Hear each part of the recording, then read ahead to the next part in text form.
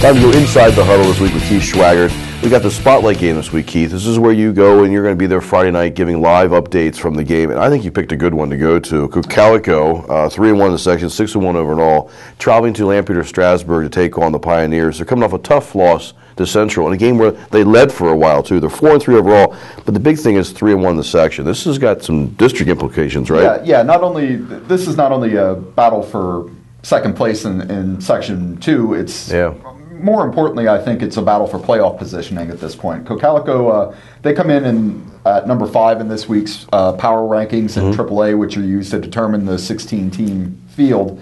LS right now is 9th, which means in the first round they would be traveling for the first round game, whereas if they win, they'll probably move up into the top 8.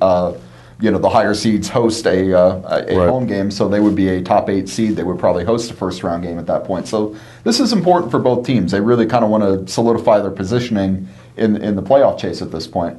As you mentioned, LS, they gave Central a battle. The final score was 56-31, so it doesn't look that close, but they were leading it early. And, they put up some good yardage and some good scoring numbers on Central's defense, which is the number 1 defense in the league.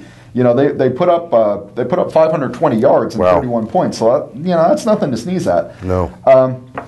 Cocalico's Cocalico. They beat Lebanon 48-0 Monday night. That's the second team to shut out Lebanon in 3 weeks. So Lebanon's air raid offense is kind of crashing and burning at this point. But Cocalico's good. They're averaging 378 yards and 44 points a game. Both of those are up near the top in the league.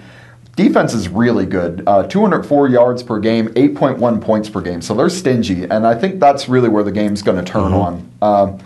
I like Cocalico in this one. As impressive as Ellis was against Central, they still gave up 417 yards on the ground. Now, Central's running game is good. Cocalico's is right up there with them. They've got, Spencer Moser, Jet Janis, Brad Whitaker. They've got as many, good players and as much talent in that backfield as Central does. So I think they're going to be able to do some things. I think LS will move the ball a little bit too. Could be a lot of points in this one. I think it will be a good competitive game, but I like the Eagles. High-scoring game, but you're taking the Eagles. Absolutely.